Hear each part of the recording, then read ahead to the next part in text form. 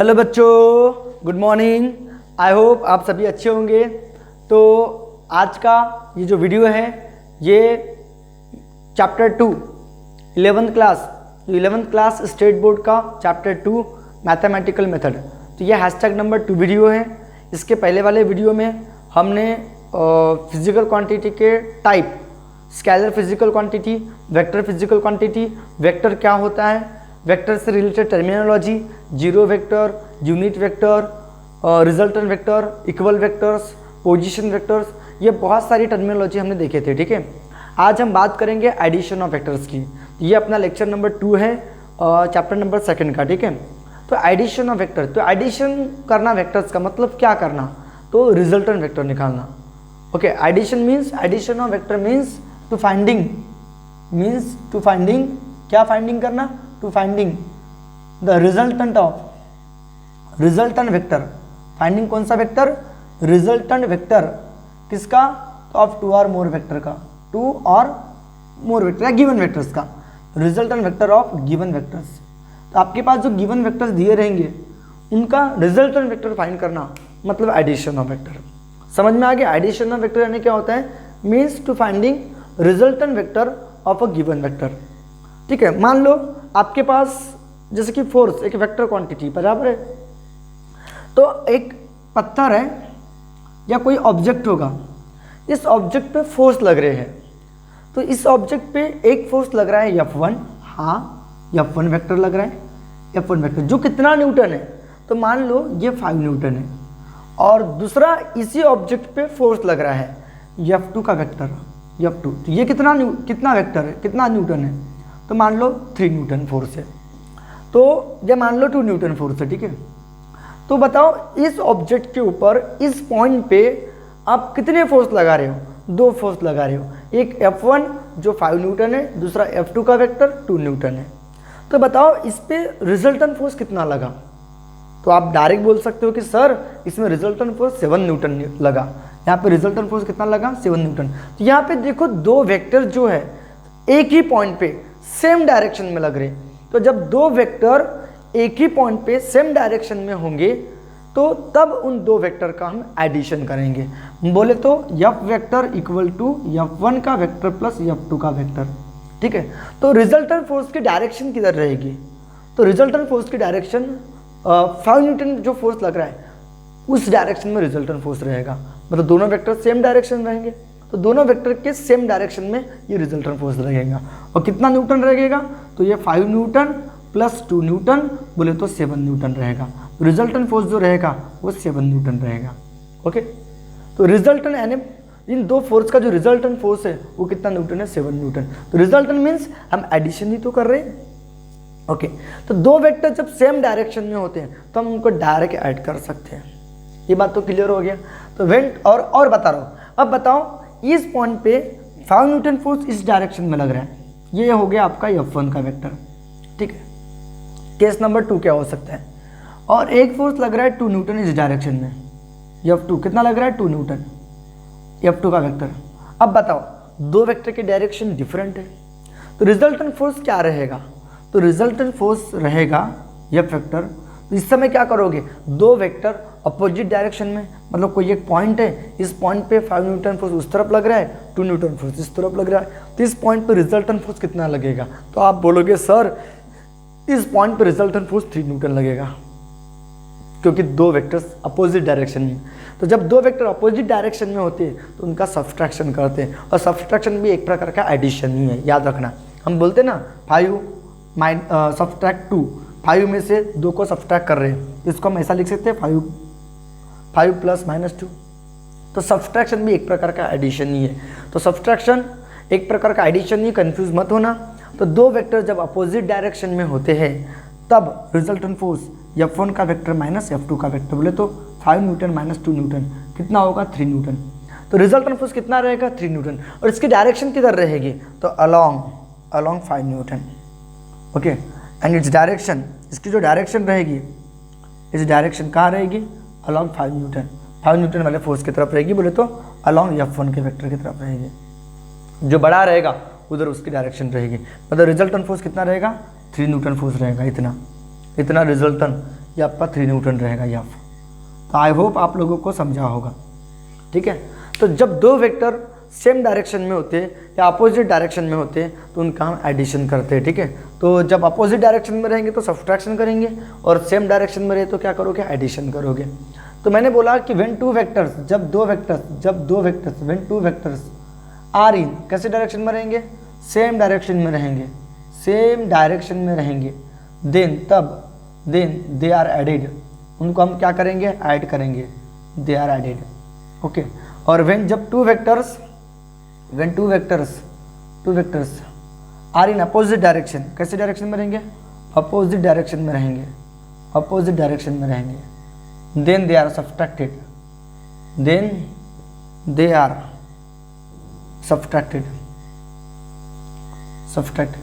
और यहाँ पे जो डायरेक्शन रहेगी, the direction of resultant vector, the direction of क्या, डायरेक्शन ऑफ रिजल्टेंट वेक्टर, जो रिजल्टेंट वेक्टर की डायरेक्शन जो रहेगी, रिजल्टेंट वेक्टर इज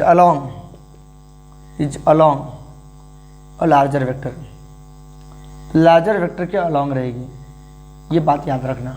तो ये थी आपकी केस नंबर फर्स्ट, जब दो वेक्टर सेम डायरेक्शन में रहेंगे, और ये थी आपकी केस नंबर सेकेंड, जो दो वेक्टर अपोजिट डायरेक्शन में रहेंगे।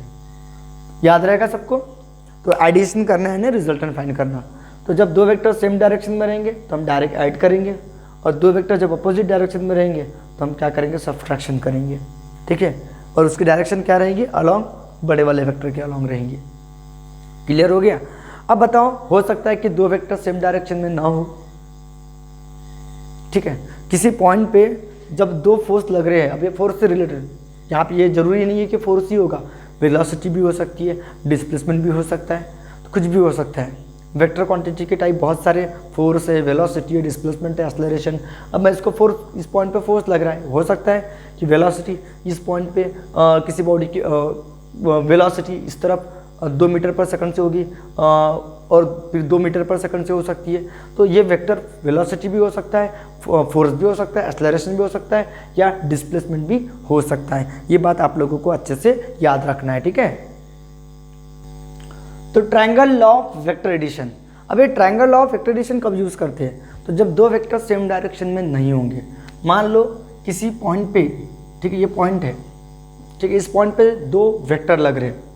एक वेक्टर कैसा लग रहा है, मान लो इस तरफ, इस पॉइंट पे एक वेक्टर इस डायरेक्शन में है। अब ये पी वेक्टर है मान लो, तो ये फोर्स हो सकता है, वेलोसिटी हो सकती है, एक्सेलरेशन कुछ भी हो सकता है। तो इस पॉइंट पे ये फोर्स इस तरफ लग रहा है और एक फोर्स इस तरफ लग रहा है, ठीक है, ये आपका क्यू वेक्टर होगा मान लो। ये क्लियर हो गया। अब इन दो फोर्स का रिजल्टेंट फोर्स निकालना है। तो इन दो वेक्टर रिजल्टेंट फोर्स निकालना मतलब क्या करना, एडिशन करना, ठीक है, एडिशन करना। तो रिजल्टेंट निकालना है तो हम डायरेक्ट ऐड नहीं कर सकते। जैसे कि ये 5 न्यूटन, ये 7 न्यूटन, तो 5 और 7 12, ऐसा बिल्कुल नहीं कर सकते। या ये 5 और ये 7, तो 7 और 5 12, ऐसा बिल्कुल नहीं कर सकते। फिर कैसा करें, तो इसके लिए triangle law of vector addition use करेंगे। तो ये two vector, triangle law of vector addition की स्टेटमेंट क्या है, इसकी स्टेटमेंट ये है कि ये टू वेक्टर दो वेक्टर्स, ठीक है, ये two vectors acting on a point, जब दो वेक्टर एक्टिंग साइमल्टेनियसली, जब ये दो वेक्टर एक्टिंग साइमल्टेनियसली का मतलब एक साथ में होता है। ये टू वेक्टर्स एक्टिंग कैसे, साइमल्टेनियसली, ओके। जब दो vector acting simultaneously at a point, ये किसी पॉइंट पे, एट अ पॉइंट, तो एट अ पॉइंट ये दो वेक्टर्स साइमल्टेनियसली किसी पॉइंट पे एक्ट हो रहे हैं। तो इन दोनों का रिजल्टेंट कैसे निकालें, तो रिजल्टेंट निकालने के लिए वेक्टर की एक खासियत है कि प्लेन में आप वेक्टर को कहीं पे भी मूव कर सकती है, बस इसकी डायरेक्शन और इसका मैग्नीट्यूड चेंज नहीं होना चाहिए। मतलब इसका मैग्नीट्यूड इतना है, इतना इसका मैग्नीट्यूड है, तो आप इतना ही इसका मैग्नीट्यूड इधर दिखाओगे। हाँ, ये है, आप उठा कर यहाँ पे भी रख सकते हो, कहीं पे भी रखो, कोई दिक्कत वाला काम नहीं है। ये इतना, ये आपका हो गया पी वेक्टर, बराबर है। अब दूसरा वेक्टर पहले वाले वेक्टर के हेड पे रखना है, तो ये इसका इनिशियल पॉइंट, यह है हेड ऑफ द वेक्टर, ये टेल ऑफ द वेक्टर, ये हेड ऑफ द वेक्टर। तो ये उठाकर आपने यहाँ रख दिए, ओके। ये बस इसकी डायरेक्शन चेंज नहीं होना चाहिए, ठीक है। इसकी जितनी डायरेक्शन है और जितना मैग्नीट्यूड है उतना ही रखना है आपको, ठीक है ये, ठीक है। तो ये आपका क्यू वेक्टर हो गया। तो रिजल्टेंट क्या रहेगा, मतलब किसी पॉइंट पे इतना इधर एक फोर्स लग रहा है और उधर एक फोर्स लग रहा है, तो ना वो इधर जाएगा ना इधर जाएगा, ना ये इधर जाएगा ना इधर जाएगा, वो जाएगा अपने रिजल्टेंट की तरफ। तो ये रहेगा resultant vector, okay, R vector, P vector plus Q vector. तो आई होप आपको समझा होगा। तो इस डायग्राम को थोड़ा मुझे इधर बनाना चाहिए था, ठीक है, मैं इधर बनाता हूँ ताकि मुझे डेरिवेशन निकालने में ईजी जाए, ठीक है। तो ये आपका क्या था, पी वेक्टर था, बराबर है। ये आपका क्या, कौन सा वेक्टर था, क्यू वेक्टर था, हाँ सर क्यू वेक्टर था। ये आपका पी वेक्टर था, ये आपका क्यू वेक्टर था, और ये था क्या, resultant R vector, P vector plus Q vector. तो आई होप आपको समझ में आ गया होगा आर वेक्टर, ठीक है। तो ये two vectors acting simultaneously at a point, किसी पॉइंट पे एक्ट हो रहे होंगे, तो इनको हम रिप्रेजेंट करेंगे, इनको दोनों को हम रिप्रेजेंट करेंगे, रिप्रेजेंटेड इन काय में, मैग्नीट्यूड एंड डायरेक्शन में, रिप्रेजेंटेड इन मैग्नीट्यूड और काय में, डायरेक्शन में, by two side of triangle. By क्या सकते, देखो इन दो वेक्टर को रिप्रेजेंट किया मैग्नीट्यूड और डायरेक्शन में, मैग्नीट्यूड एंड डायरेक्शन, लेकिन कैसे, bye two side of triangle, by two sides of triangle taken in order. एक बात याद रखना, टेकन इन ऑर्डर में लेना है, टेकन इन ऑर्डर मतलब ऑर्डर मतलब ये जिस डायरेक्शन में, देखो सेम ऑर्डर में ले लिया हमने। और ये आपका रिजल्टेंट वेक्टर जो रहेगा ना, इसको अपोजिट ऑर्डर में लेंगे। देखो ये ऐसे हम ऐसे जा रहे हैं, तो हम ऐसे जाना चाहिए ना, नहीं, ये ऐसे अपोजिट ऑर्डर में जा रहा है। तो इन दोनों का जो रिजल्टेंट वेक्टर रहेगा, देन इनका resultant vector, their resultant vector represented, resultant vector को भी रिप्रेजेंट करेंगे, कैसे, represented in magnitude and direction में, मैग्नीट्यूड एंड डायरेक्शन, बाय कैसे, तो थर्ड साइड से, या क्लोजिंग साइड बोल सकते हो, बाय थर्ड साइड, बाय कैसे, तो थर्ड साइड से, या फिर उसी को बोलते थर्ड, या फिर क्लोजिंग साइड बोलते इसी को, और क्लोजिंग साइड से, क्लोजिंग साइड, विच टेकन, जिसको अपन कैसे लेंगे, taken, which taken opposite in order, which taken opposite order, which taken in the opposite order, taken इन काय में, अपोजिट ऑर्डर में, तो आई होप आप लोगों को समझ में आ गया। यही है स्टेटमेंट ट्रायंगल ऑफ एक्टिवेशन की। जब दो vectors acting simultaneously, at a point, किसी पॉइंट पे, तो उनको हम रिप्रेजेंट करेंगे magnitude and direction bye two side of triangle taken in order, जिनको हम ऑर्डर में लेंगे।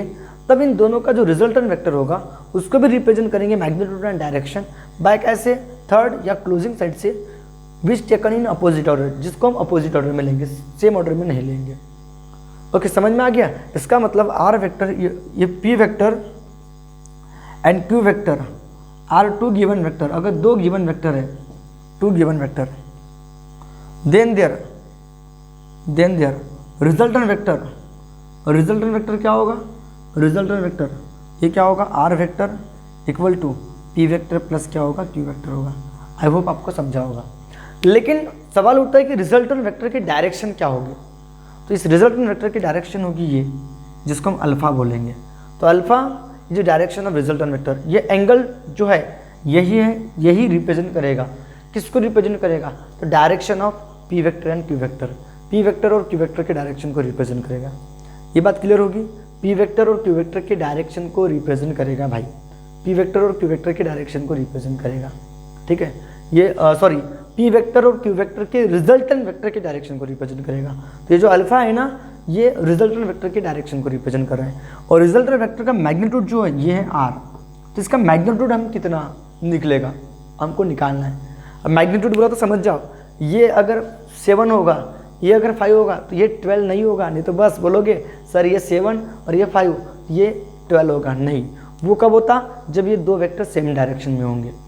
तो इसका जो मैग्नीट्यूड रहेगा, जैसे कि इसका मैग्नीट्यूड मान लो 7 होगा, इसका मैग्नीट्यूड मान लो 5 होगा, तो इन दोनों का जो रिजल्टेंट का मैग्नीट्यूड जो होगा वो 12 नहीं होगा, उसको निकालना पड़ेगा। अब उसको कैसे निकालेंगे, तो रिजल्टेंट वेक्टर का मैग्नीट्यूड भी निकालना है और डायरेक्शन भी निकालना है। तो रिजल्टेंट वेक्टर का मैग्नीट्यूड क्या होगा पता है क्या, रिजल्टेंट वेक्टर का मैग्नीट्यूड जो होता है, मैग्नीट्यूड आर वेक्टर का मैग्नीट्यूड आर से डिनोट करते हैं, उसके ऊपर एरो का सिंबल नहीं देना। तो रूट में क्या आता है पता है क्या, पी का square 2pq cos theta plus Q का स्क्वायर। ये जो थीटा है ना, ये एंगल किसके बीच का है, पी और क्यू के बीच का एंगल है। मान लो पी और क्यू इस पॉइंट पे लग रहे हैं, ये इस तरह, ठीक है, इनमें जो एंगल बनेगा थीटा, तो ये पी और क्यू के बीच का एंगल है, कौन, थीटा। याद रखना, theta is angle between P and Q vector. P vector और क्यू वेक्टर के बीच का एंगल जो है वो कौन है, थीटा है। ये बात आप लोगों को अच्छे से याद रखना है। ये रिजल्टेंट वेक्टर का मैग्नीट्यूड है। अब ये कैसे आया, इसी के बारे में एक्सप्रेशन हमको पढ़ना है। और डायरेक्शन जो होगी रिजल्टेंट वेक्टर की है अल्फा, और अल्फा का फार्मूला निकलता है टैन इनवर्स। अभी कैसे निकलता है हम देखेंगे। टैन इनवर्स क्या, Q cos theta P plus Q, sorry sine आते हैं, ओके। टैन के फार्मूले में साइन ऊपर होता है, कॉस नीचे होता है, तो tan inverse Q sine theta P plus Q cos theta होता है। अब ये एक्सप्रेशन कैसे आया, तो इसके बारे में अपने को जानना है, ठीक है। तो triangle law of vector addition से हम दो वेक्टर को ऐड तो कर दिए, R vector equal to P vector plus Q vector आ तो गया, लेकिन इस रिजल्टेंट वेक्टर का मैग्नीट्यूड कितना होगा। आप बोलोगे कि सर ये 5 है, ये 7 है, तो 7 और 5 12, बिल्कुल नहीं होगा। इसका मैग्नीट्यूड 12 नहीं होगा, ये 7 और ये 5, तो 7 और 5 12 नहीं कर सकते। वो कब करते, जब दो वेक्टर सेम डायरेक्शन में होते हैं। अब उसके लिए मैग्नीट्यूड निकालने के लिए ये फार्मूला लगाना पड़ेगा, पी का स्क्वायर 2pq, पी का square 2pq cos theta, Q का स्क्वायर। थीटा जो है ना वो पी वेक्टर और क्यू वेक्टर के बीच का एंगल है, और ये क्यू का स्क्वायर, और डायरेक्शन इस रिजल्टेंट वेक्टर की डायरेक्शन ये अल्फा। अब ये कैसे निकालते हैं तो अपन देखते हैं, ठीक है। चलो पहले इसका स्क्रीनशॉट ले लो, तो अब बात करेंगे। चलो रिजल्टेंट वेक्टर का मैग्नीट्यूड निकालते हैं और डायरेक्शन भी निकालते हैं, ठीक है। तो कैसे निकालेंगे देखो अच्छे से आप लोग। अब रिजल्टेंट वेक्टर का मैग्नीट्यूड निकालना है, तो रिजल्टेंट वेक्टर का मैग्नीट्यूड निकालने के लिए अब बताओ, आपको मैंने बता दिया आर इक्वल टू रूट में P square 2pq cos theta plus Q का स्क्वायर आता है। तो यहाँ पे स्क्वायर की बातें चल रही है, और स्क्वायर की बातें ओनली राइट एंगल ट्रायंगल में लगती है भैया। वहाँ पाइथागोरस थ्योरम भी लगती है, आपने देखे होंगे कि ये राइट एंगल ट्रायंगल हो गया, 90 का एंगल होता है, 90 के सामने में हाइपोटेनियस होती है, तो हाइपोटेनियस ये पी ये क्यू मान लो, ठीक है। तो स्क्वायर की बातें किस में होती है, पाइथागोरस थ्योरम में होती है, रूट में P square plus Q square, याद होगा ना, आर का स्क्वायर है कि नहीं, आर का स्क्वायर इक्वल टू पी का स्क्वायर प्लस क्यू का स्क्वायर, स्क्वायर हटेगा तो रूट में जाएगा। तो राइट एंगल ट्रायंगल में होती है, और यहाँ राइट एंगल ट्रायंगल नहीं है। तो राइट एंगल ट्रायंगल नहीं है तो आपको परपेंडिकुलर ड्रॉ करना पड़ेगा। यहाँ पे हमने परपेंडिकुलर ड्रॉ कर दिए, तो हमने परपेंडिकुलर, अब इसको नाम देना पड़ेगा। मान लो ये ओ पी क्यू कोई एक ट्रायंगल है, ओ पी क्यू, या A B C triangle, O A B triangle है, मान लो ओ ए और ए बी आपका ट्रायंगल है, मान लो ओ ए बी। तो आपने बी सी परपेंडिकुलर ड्रॉ किए, किसको, तो एक्सटेंडेड ओ ए को, एक्सटेंडेड ओ ए को आपने, एक्सटेंडेड ओ ए को एक्सटेंड किए और बी सी परपेंडिकुलर ड्रॉ किए, ताकि आपके पास ओ सी भी एक राइट एंगल ट्रायंगल मिल जाए। या आप ओ पी आर भी नाम दे सकते हो, आप लोग, आप ओ पी आर भी नाम दे सकते हो, ओ पी आर, तो आर डी नाम दे दो इसको, या जो भी नाम देना चाहते हो, कोई फर्क नहीं पड़ता, ठीक है। तो मैंने क्या किया, मैंने आर डी परपेंडिकुलर ड्रॉ किया, किसको, एक्सटेंडेड ओ पी को, ठीक है। ये तो क्लियर हो गया सर, इतना तो समझ में आ गया। तो राइट एंगल ट्रायंगल बन गया। तो ये आपका कौन सा वेक्टर है, पी क्यू, पी आर ये क्यू वेक्टर है, ओ पी आपका पी वेक्टर है, और ओ आर आपका आर वेक्टर है, ठीक है। इसमें एंगल 90 का, और आपको बताया था कि पी वेक्टर और क्यू वेक्टर के बीच का एंगल ये आपका पी वेक्टर है, और क्यू वेक्टर के बीच का एंगल जो रहेगा वो थीटा रहेगा। तो theta is the angle between P vector and Q vector, ठीक है। तो हमको ये रिजल्टेंट वेक्टर का मैग्नीट्यूड निकालना है, तो इस राइट एंगल ट्रायंगल में पाइथागोरस थ्योरम लगाएंगे। तो बताओ ड्रॉ, अपन क्या ड्रॉ करेंगे, ड्रॉ करेंगे, ठीक है। तो ड्रॉ, या फिर ऐसा लिख देता हूँ पहले, लेट, अपने को मैग्नीट्यूड निकालना है, तो ओ पी का vector equal to P vector and P R का वेक्टर इक्वल टू आपका क्या दिया, आर क्यू वेक्टर, ये आपके गिवन वेक्टर है। आर कौन से वेक्टर है, गिवन वेक्टर है, given vector, okay. And O R का vector equal to R vector is a resultant vector, ये आपका रिजल्टेंट वेक्टर है, किसका, resultant vector, resultant vector of किसका, पी वेक्टर और क्यू वेक्टर का रिजल्टेंट वेक्टर है, बराबर है। फिर क्या करो, बोला मैंने ड्रॉ करो, क्या ड्रॉ करो, आर डी परपेंडिकुलर किसको, और उसके पहले परपेंडिकुलर ड्रॉ करने के लिए लेट थीटा लिख लेते, let theta be the angle between किसके बीच का एंगल है, एंगल बिटवीन पी वेक्टर और क्यू वेक्टर के बीच का एंगल है। फिर ड्रॉ करो, क्या ड्रॉ करो बोला मैंने, ड्रॉ करो R D perpendicular to, draw R D perpendicular to किसको, एक्सटेंडेड ओपी को, एक्सटेंडेड ओपी को एक्सटेंड की उसको आर डी परपेंडिकुलर ड्रॉ किए। तो नाउ आपको एक राइट एंगल ट्राइंगल मिल गया। तो इन राइट एंगल ट्राइंगल कौन सा, ODP, ODR right angle triangle में पाइथागोरस थ्योरम लगाओगे। तो पाइथागोरस थ्योरम की सबसे 90 के सामने वाली साइड हाइपोटेन्यूज OR, तो यही तो मैग्नीट्यूड है जो हमको निकालना है। तो OR का स्क्वायर इक्वल टू OD का स्क्वायर प्लस क्या होगा, RD का स्क्वायर होगा। क्लियर हो गया। तो OR यानी आपका कौन है, R है, मैग्नीट्यूड R। तो वेक्टर का सिंबल मत देना, ये आपका R स्क्वायर, तो अभी मत लिखो, बाद में लिखना एक साथ में। OD यानी कौन है, तो OP प्लस PD है, OP प्लस PD पूरे का क्या, होल स्क्वायर, क्योंकि OD यानी OP प्लस PD है और RD जैसा का वैसा फिलहाल के लिए। अब यहाँ पे होल स्क्वायर का फार्मूला लगाएंगे, तो क्या होगा, OP का square plus twice OP into PD और प्लस PD का स्क्वायर प्लस RD का स्क्वायर। तो मैंने यहाँ पे A plus B whole square का फार्मूला लगा दिया। A का स्क्वायर ट्वाइस AB, A का कम OP कर रहा है, B का कम PD कर रहा है, और PD का स्क्वायर एक प्लस RD का स्क्वायर। और जैसे होल स्क्वायर का फार्मूला लगा है तो ये जो लास्ट की 2 टर्म मिलेगी आपको, तो PD का स्क्वायर RD का स्क्वायर मतलब PR का स्क्वायर मिलेगा। जो लास्ट की जो 2 टर्म दिख रही है आपको, तो इस ट्रायंगल में पाइथागोरस थ्योरम लगाओगे तो आपको मिल जाएगा, गारंटी के साथ में मिल जाएगा। ठीक है, जगह है थोड़ी सी, ठीक है, काम में आ जाएगी। तो OP का square plus twice OP into PD, इसके जगह आप लोग PR का स्क्वायर लिख सकते हो ना, PD का स्क्वायर और RD का स्क्वायर, इसमें पाइथागोरस थ्योरम लगाओगे तो PR का स्क्वायर इक्वल टू PD का स्क्वायर प्लस RD का स्क्वायर होगा। ठीक है, ये आपका OR का स्क्वायर। अब जो वैल्यू पुट करो, OR यानी तुम्हारे पास कौन है, तो OR यानी आपका R है, R रिजल्टेंट वेक्टर का मैग्नीट्यूड।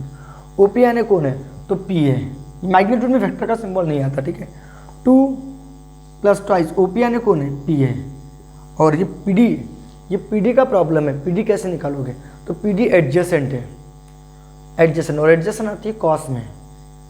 तो कॉस यानी एडजेसेंट, ये PD यानी क्या होगा पता है क्या, तो इसका मैग्नीट्यूड क्या, Q, तो Q कॉस थीटा होगी गारंटी के साथ में PD। तो PD के जगह आप Q कॉस थीटा लिख सकते हो, Q कॉस थीटा लिख सकते हो, प्लस PR यानी कौन है, PR यानी आपका Q स्क्वायर है। ठीक है, तो स्क्वायर हटेगा तो काय में जाएगा, रूट में जाएगा। तो P square plus twice PQ cos theta plus Q का स्क्वायर। तो आपको याद रखना है कि PD की वैल्यू Q कॉस थीटा कैसे आई, तो मैं बता देता हूँ। यहाँ पे इस राइट एंगल ट्रायंगल में कॉस थीटा, यहाँ पे भी लिख सकते हो कॉस थीटा। क्या होगा, कॉस थीटा यानी क्या होता है, एडजेसेंट यानी PD, और हाइपोटेन्यूस यानी कौन, PR। तो PD की वैल्यू क्या होगी, PD की वैल्यू होगी PR कॉस थीटा होगी, और PR यानी कौन है, तो Q है, मैग्नीट्यूड, PR मैग्नीट्यूड, वेक्टर का सिंबल मत लिखना, Q वेक्टर मत लिखना, इनटू क्या, कॉस थीटा। तो PD यानी Q कॉस थीटा, ये बात याद रखना। ठीक है, तो सर ने PD की जगह Q कॉस थीटा लिखे, OP की जगह P लिखे, OP की जगह P लिखा हो, देखो OP की जगह P, PR की जगह क्या, Q। ठीक है, तो ये रिजल्टेंट वेक्टर आपका निकल गया। अब इसके डायरेक्शन निकालना रिजल्टेंट वेक्टर की, तो डायरेक्शन है अल्फा। अब वो कैसे निकालते देखते, इसका स्क्रीनशॉट ले लो। मैं एक बार रिपीट कर रहा हूँ कि OP का वेक्टर है आपका P वेक्टर, PR का वेक्टर है आपका Q वेक्टर, यह आपके गिवन वेक्टर है। तो एंड R वेक्टर, जो OR का वेक्टर जो मतलब तो R वेक्टर, ये रिजल्टेंट वेक्टर है P वेक्टर और Q वेक्टर का। यहाँ तक तो क्लियर हो गया। तो R वेक्टर का मैग्नीट्यूड निकालने के लिए यहाँ पे मुझे लिखना चाहिए था to determine magnitude of R vector, यहाँ लिख सकते हो कि to determine magnitude of R vector आपको ड्रॉ करना पड़ेगा परपेंडिकुलर कौन सी, RD किसको, एक्सटेंडेड OP को, और थीटा यानी क्या, एंगल है किसके बीच का, P वेक्टर और Q वेक्टर के बीच का एंगल जो है वो थीटा है। और यहाँ लिखना था मुझे, क्या लिखना था, टू डिटरमाइन, क्या डिटरमाइन करने के लिए, to determine magnitude of R vector, to determine magnitude of, क्या बोला मैंने, मैग्नीट्यूड ऑफ R वेक्टर का मैग्नीट्यूड निकालने के लिए ड्रॉ करना पड़ेगा, क्या ड्रॉ करना पड़ेगा, draw RD perpendicular to extended क्या, OP को, बस इतनी चीज़ लिखना। और RD परपेंडिकुलर ड्रॉ के एक्सटेंडेड OP को, तो आपको एक राइट एंगल ट्रायंगल मिलेगा ODR, और उस ODR राइट एंगल ट्रायंगल में पाइथागोरस थ्योरम लगाओगे तो 90 के सामने वाले हाइपोटेन्यूज ओ आर का स्क्वायर, ओ डी का स्क्वायर, आर डी का स्क्वायर, ओ डी यानी O P plus P D, जैसे होल स्क्वायर का फार्मूला लगाओगे लास्ट की 2 टर्म मिलेगी, वहाँ पी आर का स्क्वायर मिलेगा। वैल्यू पुट करोगे तो ओ पी यानी कौन है पी है, ओ पी यानी कौन है पी है, पी डी यानी क्यू कॉस थीटा है। कैसे है तो इसकी हिस्ट्री इधर बता चुका हूँ। पी डी यानी क्या है कॉस थीटा है करके, क्यू कॉस थीटा है करके, और पी आर यानी कौन है आपके पास क्यू है, पी आर यानी क्यू। ये वेक्टर मत लेना, अपन मैग्नीट्यूड की बातें चल रही है यहाँ पे, पी आर मैग्नीट्यूड की बात चल रही, तो क्यू का स्क्वायर आएगा, स्क्वायर हटेगा तो रूट में आ जाएगा। तो ये था रिजल्टेंट वेक्टर का क्या मैग्नीट्यूड। लेकिन ये मैंने कैसे निकाला, ट्रायंगल लॉ का यूज़ करके निकाला। पैरेललोग्राम में भी इसका रिवीजन होगा, ठीक है। तो चलो इसका स्क्रीनशॉट ले लो अच्छे से। अब बात करेंगे डायरेक्शन ऑफ आर वेक्टर। तो डायरेक्शन ऑफ आर वेक्टर की डायरेक्शन कौन डिसाइड करता है, तो ये अल्फा। तो ये जो अल्फा जो एंगल है यही है डायरेक्शन ऑफ आर वेक्टर, और ये अल्फा डिपेंड किसके ऊपर है, इसके ऊपर और इसके ऊपर डिपेंड है। तो आपको टैन अल्फा का फंडा लगाना पड़ेगा, और टैन अल्फा जो होता है अपोजिट और एडजेसेंट, तो राइट एंगल ट्रायंगल में लगते हैं। तो आपको राइट एंगल ट्रायंगल की मदद लेनी पड़ेगी। तो इन राइट एंगल ट्रायंगल और डायरेक्शन ऑफ रिजल्टेंट वेक्टर ये निकलता है alpha tan inverse Q sine theta P plus Q cos theta. अब ये कैसे आया तो देखते हैं। तो इन राइट एंगल ट्रायंगल कौन सा, राइट एंगल ट्रायंगल कौन सा, ODP ODR। इस राइट एंगल ट्रायंगल में बताओ टैन अल्फा का फंडा लगाओगे तो टैन अल्फा का मतलब अपोजिट बोले तो RD, और एडजेसेंट बोले तो कौन OD, और OD यानी कौन है, OD यानी कौन है OP प्लस क्या है PD है। क्लियर हो गया, ये टैन अल्फा। इसी इक्वेशन नंबर फर्स्ट देंगे। अब RD की वैल्यू निकालना है, तो इस राइट एंगल ट्रायंगल में RD इस थीटा की अपोजिट है। तो इन राइट एंगल ट्रायंगल कौन सा, PDR। तो PDR राइट एंगल ट्रायंगल में आप साइन थीटा का फंडा लगाओगे तो RD बाय हाइपोटेनियस कौन PR, और कॉस थीटा का फॉर्मूला लगाओगे तो एडजेसेंट बोले तो PD बाय PR बराबर है। तो RD की वैल्यू निकलेगी PR साइन थीटा, क्योंकि RD निकालना है। OP यानी अपने को पता है PA करके, तो PD की भी वैल्यू निकालना है, एंड PD यानी क्या होगा बेटा, तो PR कॉस थीटा। तो अपोजिट में हमेशा साइन आएगा, PR यानी Q साइन थीटा, और PD यानी क्या होगा बेटा, PD यानी होगा Q कॉस थीटा होगा। हाँ सर बिल्कुल सही सर, Q साइन थीटा, ठीक है। अब ये दोनों की वैल्यू RD की वैल्यू और PD की वैल्यू दोनों यहाँ डालोगे तो आपका टैन अल्फा निकल जाएगा। ये पुट करेंगे क्या में, इन फर्स्ट में, तो क्या मिलेगा अपने को, अल्फ़ा की value tan alpha equal to RD के जगह Q साइन थीटा, और OP के जगह P और PD के जगह Q कॉस थीटा लिखोगे। तो आपको अल्फ़ा निकालना है, तो अल्फ़ा यानी क्या हो जाएगा बेटा, टैन इनवर्स। हाँ सर टैन इनवर्स हो जाएगा Q साइन थीटा अपॉन में P plus Q cos theta. ये आपके डायरेक्शन रहेगी। This is required expression for, यही रिक्वायर्ड एक्सप्रेशन रहेगा। This is required expression for किसके लिए, expression for direction of R vector की डायरेक्शन रहेगी। एक बात देख लो, बहुत आसान है। इस राइट एंगल ट्रायंगल ODR में आपको टैन अल्फा का फंडा लगाना है, अपोजिट बाय एडजेसेंट, OD यानी OP प्लस PD। तो RD और PD के वैल्यू निकालना है। तो RD क्या है, अपोजिट है, और अपोजिट में साइन आता है तो Q साइन थीटा आएगा यहाँ पे गारंटी के साथ में, और PD की जगह Q कॉस थीटा, क्योंकि वो एडजेसेंट है, ठीक है। तो Q sine theta Q cos theta, alpha की वैल्यू टैन इनवर्स हो जाएगी। This is direction of resultant vector. चलो ले लो इसका स्क्रीनशॉट अच्छे से। अब बात करेंगे किसकी, parallelogram law of vector addition की बात करेंगे, ठीक है। तो parallelogram law of vector addition क्या बोलते हैं कि जब दो vector, same triangle law of vector addition की तरह, कि जब टू वेक्टर्स एक्टिंग साइमल्टेनियसली, जब दो vector acting simultaneously at a point, मतलब किसी पॉइंट पे दो वेक्टर लग रहे होंगे साइमल्टेनियसली। जब दो vector acting simultaneously at a point are represented, वो रिप्रेजेंटेड हो गए काय में, रिप्रेजेंटेड इन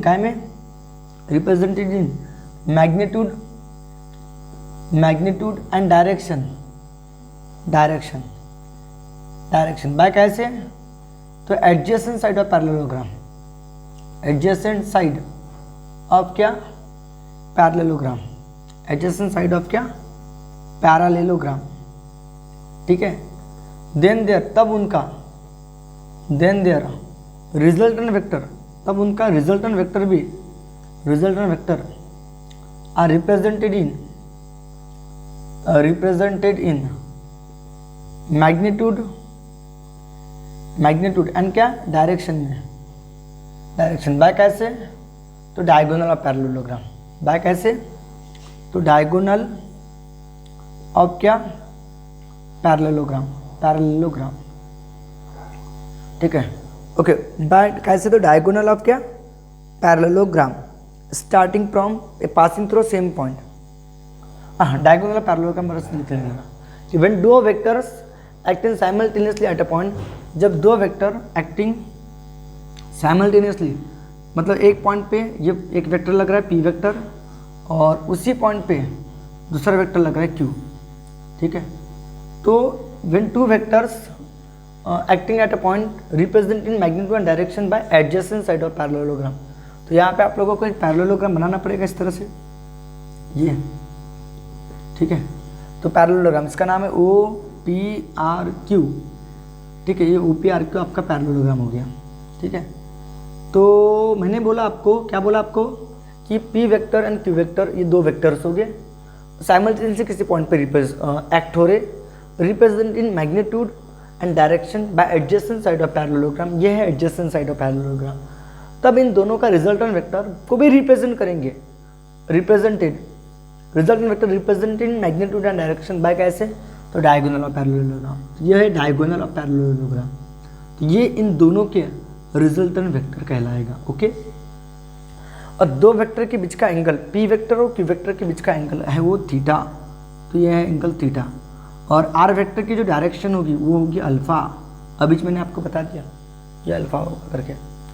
और एक बात बता रहा हूँ, ये आपका क्यू वेक्टर है, ओ क्यू का वेक्टर क्यू वेक्टर है, तो पी आर का वेक्टर पे आपका क्यू वेक्टर होगा।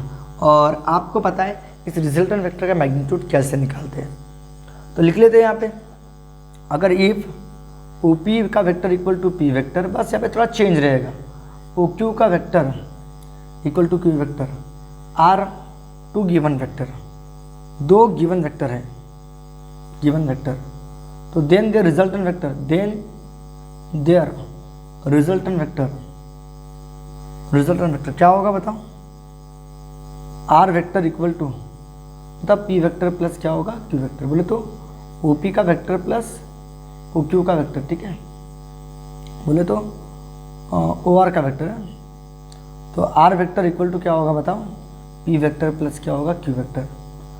अब इसका मैग्नीट्यूड निकालना है, तो वही प्रोसीजर फॉलो करना पड़ेगा आपको, रिजल्टेंट वेक्टर का मैग्नीट्यूड निकालना है, ठीक है। तो ये ओ पी का वेक्टर ओ क्यू का vector are two given vector, given vector represented by adjacent side of parallelogram दिख रहा है, तब उनका रिजल्टेंट वेक्टर को उनके represent, then the resultant vector क्या होगा, डायगोनल, बोले तो ओ आर का वेक्टर ओ पी का वेक्टर प्लस पी क्यू का वेक्टर होगा, ओ पी यानी पी है, ओ क्यू यानी क्यू है, ओ पी यानी पी वेक्टर है, ओ क्यू यानी क्यू वेक्टर है।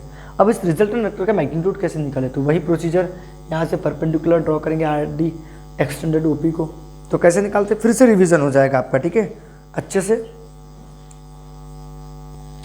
तो मैग्नीट्यूड ऑफ आर वेक्टर निकालेंगे, क्या निकालेंगे अपन, magnitude of resultant vector, magnitude of resultant vector निकालना है, ठीक है। लिखिए पैरेललोग्राम, पैरेललोग्राम लॉ ऑफ वेक्टरेशन की स्टेटमेंट तो आप लोगों को समझ में आ ही गई होगी कि जब दो vector simultaneously acting at a point, same point, represent in magnitude and direction bye adjacent side of parallelogram, तब उनका रिजल्टेंट वेक्टर किसको कौन रिप्रेजेंट करेगा, डायगोनल, ठीक है।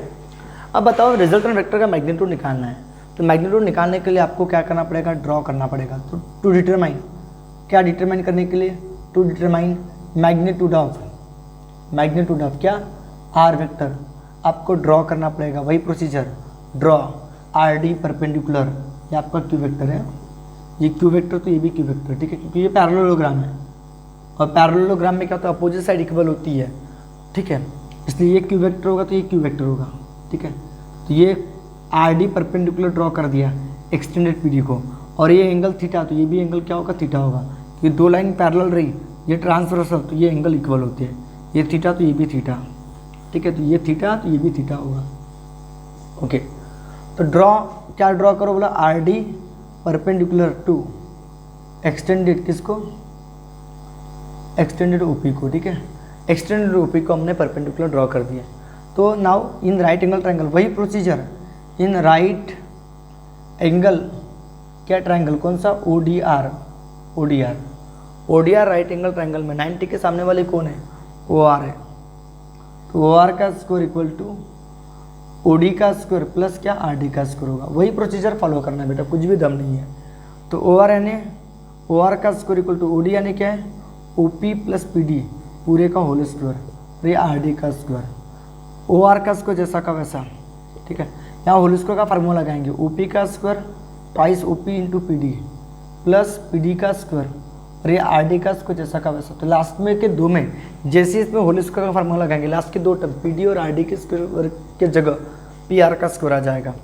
तो ओ आर का square equal to O P का square twice O P into P D, और इसकी जगह पी आर का स्क्वायर लिख देंगे। अब सबकी वैल्यू पुट करो, ओ आर यानी कौन है आपका, आर है, मैग्नीट्यूड आर का स्क्वायर होगा, ओ पी यानी पी का स्क्वायर होगा ट्वाइस पी, और पी डी यानी आपको बताया था एडजेसेंट है तो क्यू कॉस थीटा, और ये आर पी यानी कौन है, आर पी यानी कौन है, क्यू का स्क्वायर है। तो स्क्वायर हटेगा तो क्या में जाएगा, रूट में जाएगा। तो पी का स्क्वायर 2pq कॉस थीटा और q का स्क्वायर, ये तो आप लोगों को समझ में आ ही गया होगा। अब डायरेक्शन निकालेंगे, तो नाउ किसकी बात करेंगे, डायरेक्शन ऑफ क्या, डायरेक्शन ऑफ आर वेक्टर।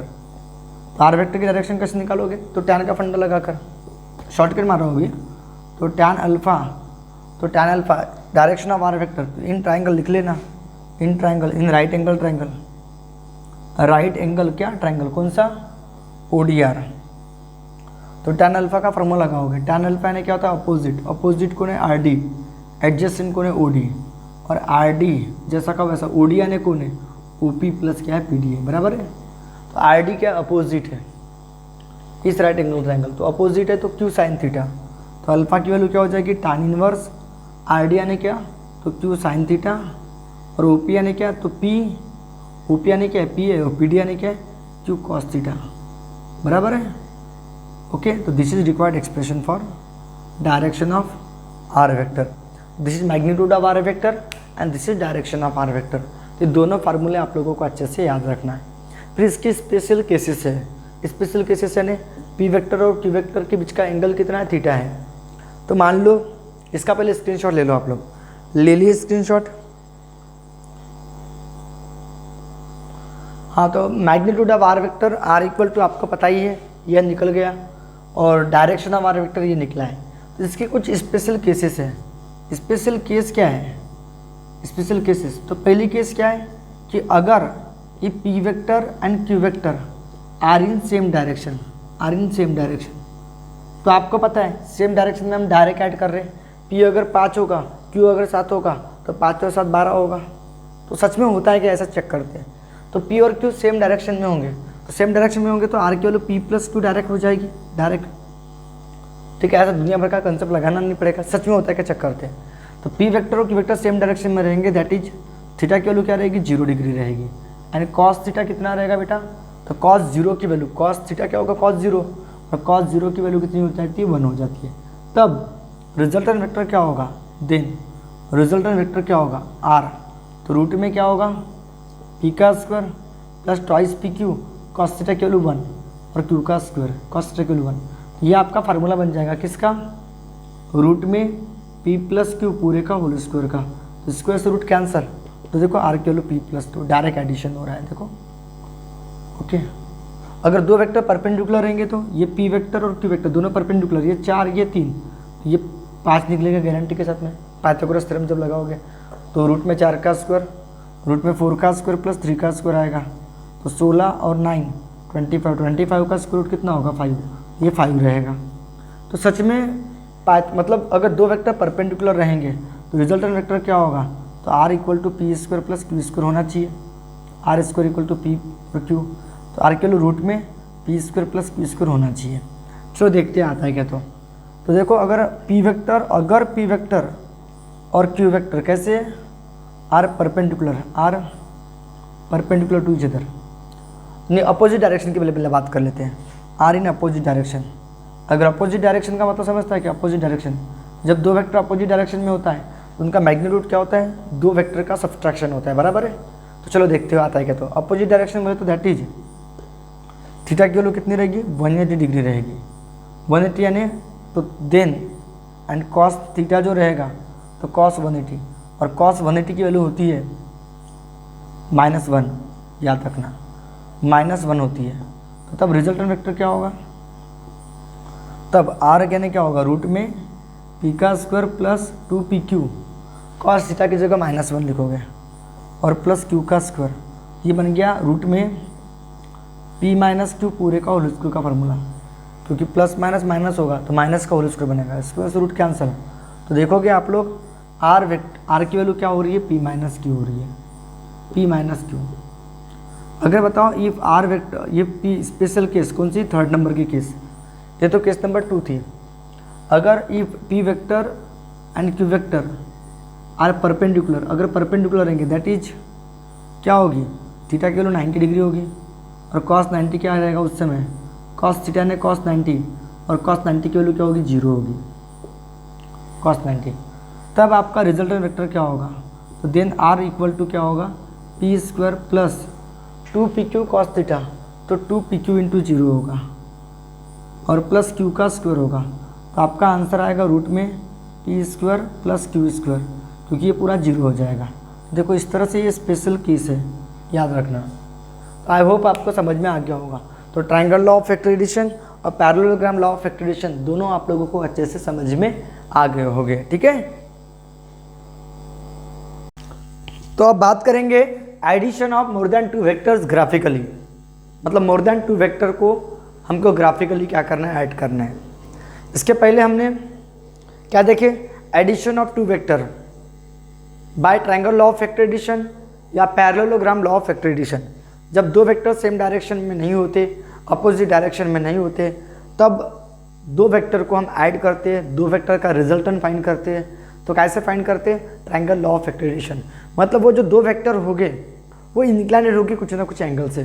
दो, जैसे कि पी वेक्टर और क्यू वेक्टर, दो वेक्टर के बीच में एंगल होगा थीटा, मतलब दो वेक्टर इंक्लाइनेड है एंगल थीटा से किसी पॉइंट पे जब लग रहे हो, तो उनका जो रिजल्टेंट वेक्टर है, बोले तो एडिशन करना है उनका, तो हम triangle law of factorization use करते हैं या parallelogram law of factorization use करते हैं। और वो जो पी वेक्टर और जो क्यू वेक्टर जो था, जिनके बीच में एंगल क्या था, थीटा था, इन दोनों का जो रिजल्टेंट वेक्टर था, वो रिजल्टेंट वेक्टर का जो मैग्नीट्यूड था, मैग्नीट्यूड ऑफ आर वेक्टर, ये हमने कैसे निकाल लेते हैं, तो रूट में P square plus 2pq cos theta Q का स्क्वायर, ठीक है। और डायरेक्शन ऑफ आर वेक्टर क्या थी, तो डायरेक्शन ऑफ आर वेक्टर थी, R vector direction of R vector क्या थी, तो alpha equal to tan inverse और क्यू क्या, साइन थीटा अपॉन में p plus Q cos theta था, बराबर है। तो अभी अपन क्या देखेंगे, addition of more than 2 vector, दो वेक्टर से ज़्यादा वेक्टर दिए रहेंगे तो उनका रिजल्टेंट फाइंड करेंगे। तो कैसे फाइंड करेंगे, polygon law of vector addition, उसके लिए हम यूज़ करेंगे polygon law of vector addition, polygon law of क्या, वेक्टर एडिशन, हम इसका यूज़ करेंगे। अब इसकी स्टेटमेंट क्या है, स्टेटमेंट, तो आप लोगों को स्टेटमेंट याद रखना है कि स्टेटमेंट क्या होता है। तो स्टेटमेंट क्या होती है, जब more than 2 vectors are pointing at a point. तो देखो अपने पास कुछ वेक्टर दिए हैं, मान लो देखो इस तरह से कि अपने पास एक ए वेक्टर दिया हुआ है, ये ए वेक्टर हो गया, यहाँ मैं लिख रहा हूँ, ठीक है, ये हो गया ए वेक्टर, ठीक है, ए वेक्टर। दूसरा अपने पास क्या दिया, बी वेक्टर, ये मान लो बी वेक्टर है, ठीक है, और ये मान लो सी वेक्टर है, ठीक है, और ये मान लो डी वेक्टर है, डी वेक्टर है मान लो, इस तरह से बना दिया डी वेक्टर। तो ये बहुत सारे वेक्टर साइमल्टेनियसली किसी पॉइंट पे लग रहे हैं, तो उस पॉइंट पे रिजल्टेंट वेक्टर क्या होगा, तो उस पॉइंट पे रिजल्टेंट वेक्टर क्या होगा, तो कैसे निकालोगे? तो यो polygon law of vector addition का बोलता है कि when more than two vector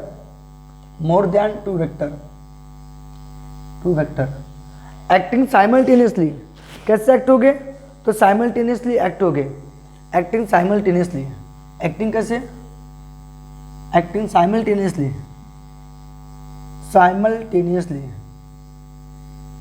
eight a point, किसी पॉइंट पे। तो इनको रिप्रेजेंट करेंगे मैग्नीट्यूड और direction by sides of polygon taken in order. मतलब ये आपका मान लो ए वेक्टर हो गया, बस आपको याद रखना है कि इसका मैग्नीट्यूड और इसकी डायरेक्शन चेंज नहीं होना चाहिए। तो ये आपका ए वेक्टर हो गया, ओके, ए वेक्टर। तो इसके हेड पे बी वेक्टर रखेंगे, ठीक है। बी वेक्टर का क्या रखेंगे? टेल रखेंगे। तो ये हो गया बी वेक्टर। फिर जो सी वेक्टर का जो टेल है बी वेक्टर के हेड पे रखेंगे, तो ये हो गया सी वेक्टर, ठीक है। और डी वेक्टर जो है ये सी वेक्टर के हेड पे रखेंगे उसका टेल, देखो। तो ये आपका कौन सा है? इस डायरेक्शन में, ये इस डायरेक्शन में, ये ओके। तो ये हो गया कौन सा वेक्टर? बोलो, डी वेक्टर हो गया, ठीक है। तो मैंने बोला, क्या बोला कि when more than two vector acting simultaneously at a point are represented, इनको हम रिप्रेजेंट करेंगे, रिप्रेजेंटेड इन काय में? Magnitude and direction, magnitude and direction by कैसे? तो साइड्स ऑफ पॉलीगॉन, ये पॉलीगॉन के साइड से, बाय कैसे? तो sides of polygon taken in order में ले रहे हैं, देखो इस तरह से। तब इन सबका तब देयर रिजल्टेंट वेक्टर, इनका रिजल्टेंट वेक्टर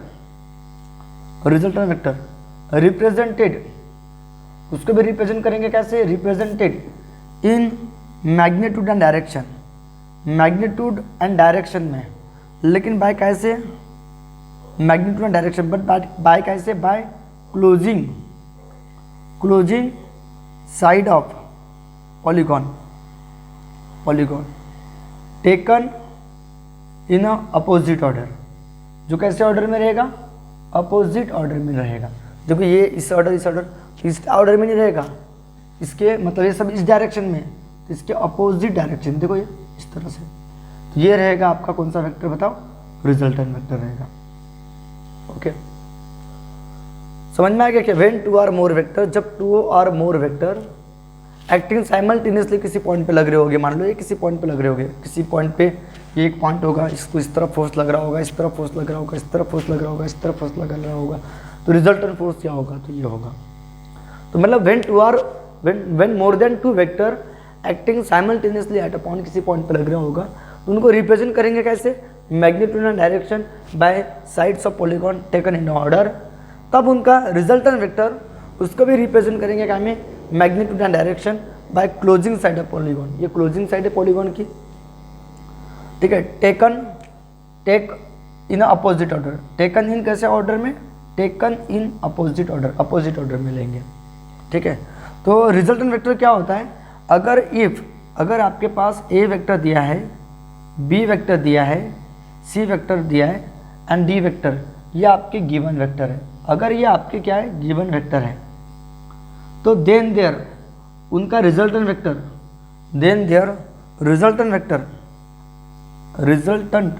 वेक्टर बाय कैसे? Polygon law of vector addition से, by polygon law of vector addition के हिसाब से, देन द रिजल्टेंट वेक्टर क्या होगा? Polygon law of vector addition, then the resultant vector by polygon law of vector addition is given by तो क्या होगा पता है क्या? R vector equal to A vector plus B vector plus C vector plus D vector होगा। अब इसका proof भी है, इसका प्रूफ भी मैं बता रहा हूँ। इसका प्रूफ करना है तो आपको triangle law of vector addition use करना पड़ेगा। देखो triangle law of vector addition के लिए दो वेक्टर लेते हैं अपन, ये दो वेक्टर टेकन इन ऑर्डर, उनके अपोजिट ऑर्डर में अपन दूसरा वेक्टर लेंगे, ये कहलाएगा ए वेक्टर प्लस क्या कहलाएगा? बी वेक्टर कहलाएगा। फिर ये यहाँ पे ट्रायंगल लॉ लगाएंगे, ये क्या कहलाएगा बताओ, A vector plus B vector plus C vector कहलाएगा।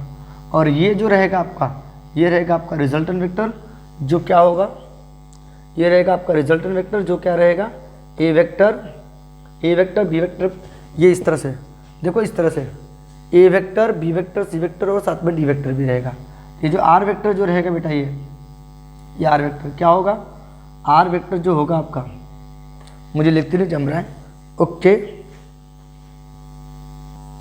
तो आर वेक्टर जो रहेगा ये रिजल्टेंट वेक्टर क्या रहेगा, A vector B vector C vector रहेगा प्लस डी वेक्टर रहेगा। ये था polygon law of vector addition. आप लोगों को आई होप समझ में आ गया होगा, ठीक है, ओके।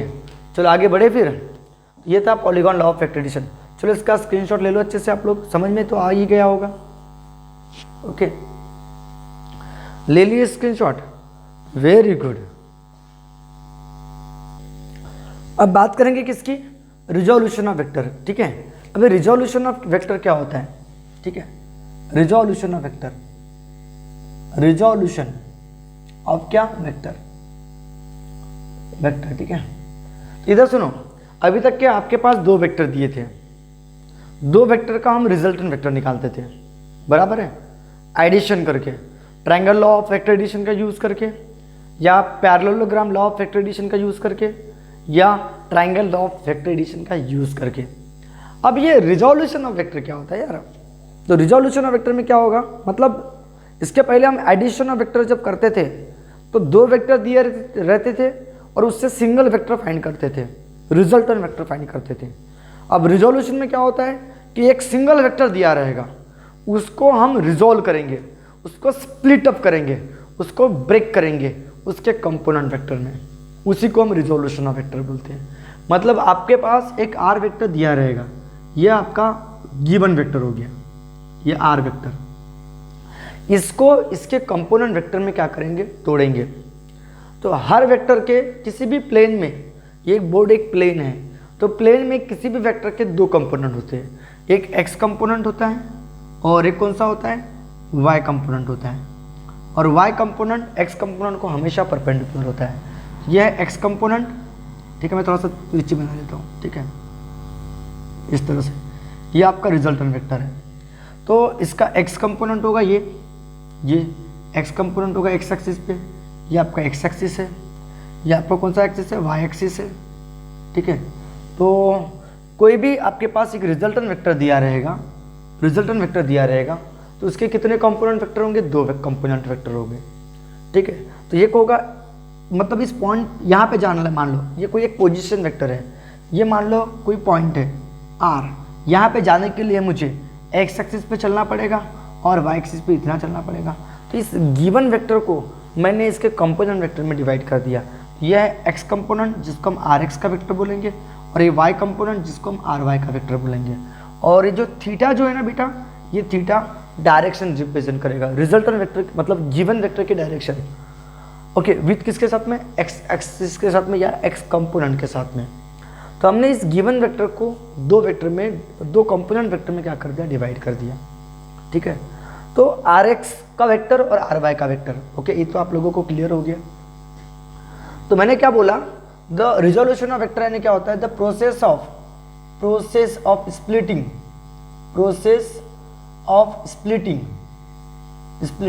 अ गिवन वेक्टर। देखो ये आपके पास गिवन वेक्टर है, तो इसको हम स्प्लिट करेंगे, the process of splitting given vector into its component vector, इसके क्या में कंपोनेंट वेक्टर में स्प्लिट अप करेंगे। तो इसी प्रोसेस को क्या बोलते हैं, is called resolution of vector. इसी को हम क्या बोलते हैं, रिजोल्यूशन ऑफ वेक्टर बोलते हैं। क्लियर हो गया, the process of splitting a given vector, किसको, तो प्रोसेस ऑफ स्प्लिटिंग का गिवन वेक्टर काय में, तो इनटू इट्स कंपोनेंट्स वेक्टर में, उसके कंपोनेंट वेक्टर्स में, इनटू इट्स कंपोनेंट वेक्टर, इसी को क्या बोलते हैं, is called resolution of vector बोलते हैं। रिजोल्यूशन ऑफ क्या बोलते हैं, वेक्टर बोलते हैं, ठीक है। तो आपके पास आर वेक्टर एक गिवन वेक्टर है, उसको रिजोल्व कर दिए उसके कंपोनेंट वेक्टर में, आर एक्स का वेक्टर और आर वाई का वेक्टर। तो इधर सुनो, ये आर एक्स है तो ये भी आर एक्स है, ये आर वाई का वेक्टर है तो ये भी क्या होगा, आर वाई का वेक्टर, ठीक है, ये भी आर वाई का वेक्टर है। और ये आर एक्स का वेक्टर है तो ये भी क्या होगा, आर एक्स का वेक्टर ही होगा, ठीक है। तो मैंने बोला okay let R vector is आपका क्या है, गिवन वेक्टर है, given vector, okay, which split, जिसको हमने स्प्लिट कर दिए, which splits up into, split up into two component vector, दो कंपोनेंट वेक्टर में, कंपोनेंट वेक्टर में, दैट इज कौन से आर एक्स का वेक्टर और कौन सा, आर वाई का वेक्टर, बराबर है, आर वाई का वेक्टर है। ये आपका गिवन वेक्टर है, इसको दो कंपोनेंट वेक्टर में स्प्लिट अप कर दिया, आर एक्स का वेक्टर और आर वाई का वेक्टर। तो आप यहाँ पे पैरेललोग्राम लॉ ऑफ फैक्टराइजेशन भी लगा सकते हो या ट्रायंगल लॉ ऑफ फैक्टराइजेशन भी लगा सकते हो। तो ट्रायंगल लॉ ऑफ फैक्टराइजेशन के हिसाब से मतलब ये आपका एक्स कंपोनेंट और ये आपका वाई कंपोनेंट, तो ये आपका रिजल्टेंट वेक्टर। तो ट्रायंगल लॉ भी लगा सकते हो, इस ट्रायंगल में आप लगा सकते हो ये ओ पी आर ट्रायंगल, ठीक है, या ओ पी आर क्यू में आप पैरेललोग्राम लॉ ऑफ फैक्टराइजेशन भी लगा सकते हो, आपकी इच्छा। तो मैं ले रहा हूँ इन क्वाड्रिलेटरल, कौन सा, O P R Q, by कैसे, parallelogram law of factorization, by parallelogram, यहाँ पे लगा रहे अपन, तुम ट्रायंगल लॉ ऑफ फैक्टराइजेशन भी लगा सकते हो, by parallelogram law of factorization, law of factorization, vector addition. क्या होगा बताओ, आपको पता है कि डायगोनल वेक्टर, ये जो एडजेसेंट वेक्टर होते हैं उनका वेक्टर सम होता है। बोले तो आर वेक्टर जो होगा ये आर एक्स का वेक्टर प्लस आर वाई का वेक्टर होगा, ठीक है, होगा कि नहीं होगा। अब बताओ इसको, मुझे आपको पता है फुल वेक्टर कैसे निकालते हैं। तो आपको मैंने बताया था कि आपके पास कोई गिवन वेक्टर रहेगा, मान लो ये आपके पास एक फोर्स है, कितना न्यूटन है, 10 न्यूटन है, ये फोर्स आपका गिवन वेक्टर है, इसके 10 पार्ट गिराओ बराबर, या मान लो ये 6 न्यूटन है तो इसके बराबर ही के 6 पार्ट गिराएंगे इस तरह से, 1 2 3 4 5 और ये 6, ठीक है। तो ये जो एक पार्ट कहलाएगा ये इस फोर्स वेक्टर का यूनिट वेक्टर कहलाएगा, यूनिट वेक्टर कहलाएगा, जिसको एफ टी क्या बोलते हैं, जो कितना न्यूटन रहेगा, 1 न्यूटन रहेगा। यूनिट वेक्टर क्या बोलते हैं, ऐसा वेक्टर जिसका ओनली 1 मैग्नीट्यूड रहेगा पर्टिकुलर डायरेक्शन में, तो ये है आपका यूनिट वेक्टर, ठीक है। अब यूनिट वेक्टर निकालते कैसे, यूनिट वेक्टर को कैसे निकालते हैं, फुल वेक्टर को उसके मैग्नीट्यूड से डिवाइड करेंगे, फुल वेक्टर को उसके मैग्नीट्यूड से डिवाइड करेंगे। तो फुल वेक्टर कितना न्यूटन है, 6 न्यूटन, मैग्नीट्यूड कितना है 6, तो आंसर 1 न्यूटन आएगा। तो इस 1 न्यूटन में मैग्नीट्यूड तो 1 है लेकिन डायरेक्शन भी छुपी हुई है।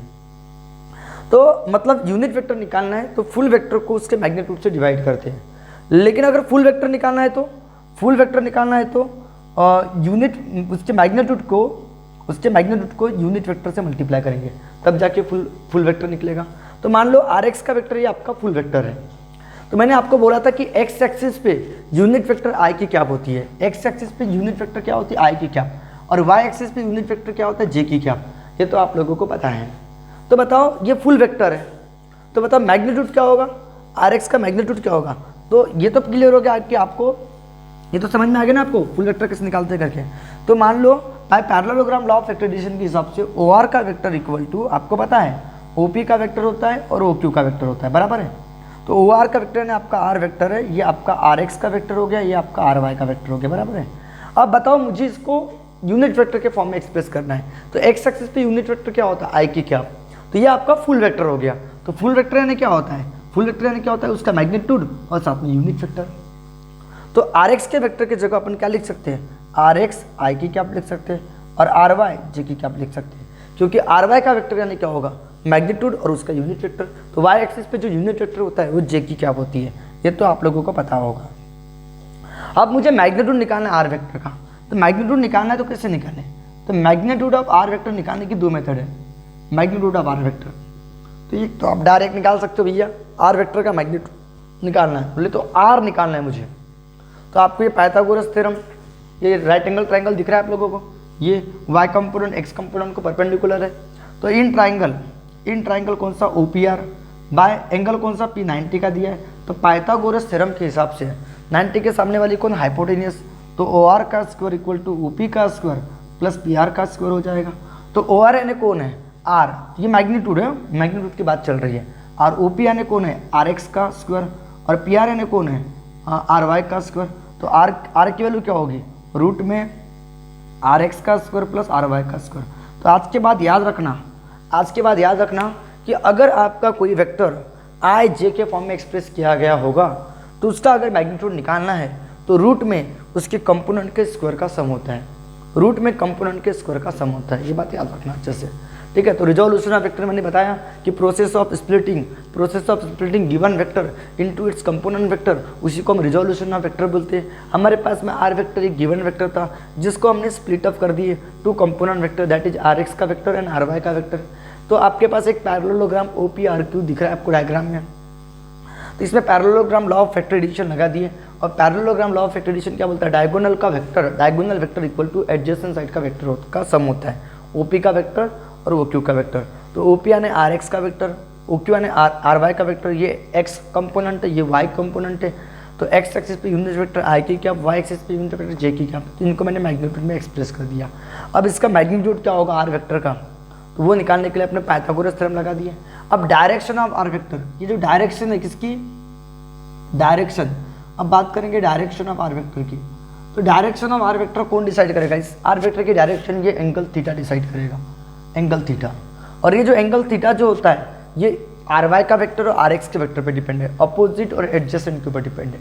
क्योंकि ये कम हो जाएगी तो ये एंगल भी कम हो जाएगा। देखो अगर ये इतनी होगी तो कोई एंगल कम हो गया, तो एंगल डिसाइड करता है डायरेक्शन। तो ये एंगल अपोजिट और एडजेसेंट पे डिपेंड है, और अपोजिट और एडजेसेंट किस में आता है, टैन थीटा में आता है। तो फिर से इन राइट एंगल ट्रायंगल कौन सा, ओ पी आर, तो आप टैन थीटा का फंडा लगाओगे। टैन थीटा यानी अपोजिट यानी कौन है, आर पी या पी आर ले लो, और एडजेसेंट कौन है, ओ पी। तो आर पी आर यानी कौन है, पी आर यानी आर वाई, आपको मैग्नीट्यूड की बात चल रही है या मैग्नीट्यूड की बात चल रही है। ओ पी यानी कौन है, आर एक्स, मैग्नीट्यूड की बात चल रही है। वेक्टर का सिंबल मत देना बेटा, हाँ, ये वेक्टर का मतलब मैग्नीट्यूड भी है और डायरेक्शन भी है, ठीक है।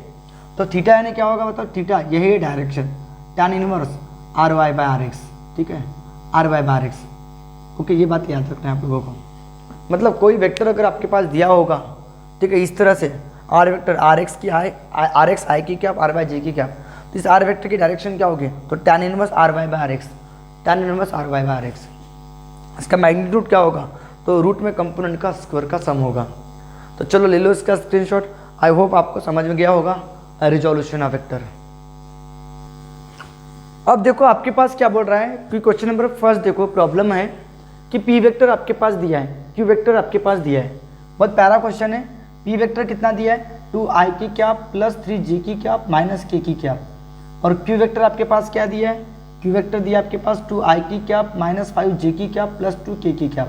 तो सबसे पहली चीज़ क्या निकालना है आपको, P vector plus Q vector निकालना है। तो P vector plus Q vector निकालना है, तो सिंपल सी बात है, आई वाले में आई ऐड होगा, जे वाले में जे ऐड होगा, के वाले में के ऐड होगा, ठीक है। तो बताओ 2 + 2 आई कॉमन बराबर है, 2 + 2 आई कॉमन, फिर बीच में प्लस आ जाएगा, तो ये क्या होगा 3 - 5 जे कॉमन प्लस ये कितना है -1 और +2 के कॉमन, पता है ना, 2 + 2 आई कॉमन, 3 - 5 जे कॉमन, -1 + 2 के कॉमन, और एडिशन कर रहे हैं तो साइन बिल्कुल चेंज नहीं होगा, साइन बिल्कुल चेंज नहीं होगा बेटा, ठीक है, ठीक है। प्लस है तो प्लस h है, माइनस है तो माइनस h है, प्लस है तो प्लस h है। तो कितना होगा बेटा 4i की क्या प्लस 3 में से 5 गए, 3 में से 5 गए तो -2 माइनस प्लस -2j की क्या, और 2 में से बन गया 1 तो k की क्या होगा, क्योंकि 2 में से बन गया तो 1 × k की क्या होगा। फिर सेकंड चीज़ क्या निकालना है, 3p का वेक्टर -2q का वेक्टर। अब 3p का वेक्टर, तो p वेक्टर को 3 से मल्टीप्लाई करेंगे तो क्या होगा 3 × 2 = 6i, 3 × 3 = 9j और 3 × 1 = 3k की क्या। तो आई होप आपको समझा होगा, 3 × 2 = 6i की क्या, 3 × 3 = 9 j की क्या, 3 × 1 = -3k की क्या। अब इसको 2 से मल्टीप्लाई करना है, ठीक है। तो क्या होगा, तो निगेटिव का क्या हो जाएगा बताओ, या फिर आप ऐसे भी कर सकते हो, शॉर्टकट में लिखना चाहो तो देखो कैसे, 3 × 2 = 6 और 2 × 2 = -4 आई की क्या प्लस, ठीक है, क्योंकि सब्ट्रैक्शन एक प्रकार का एडिशन ही होता है। और जब ये वाला भी ठीक था, आप जब ये वाला भी कर सकते थे, 3 × 2 = 6 आई की क्या, 3 × 3 = 9 जे की क्या, 3 × 1 = k की क्या। फिर माइनस, तो -2 है, इसको प्लस का माइनस होगा, माइनस का प्लस होगा, प्लस का माइनस होगा, तो 2 टू जा -4 आई की कैप, माइनस माइनस प्लस, और 2 5 जा 10 जे की कैप, फिर माइनस प्लस माइनस 2 टू जा 4 के की कैप। आई होप आपको समझा होगा।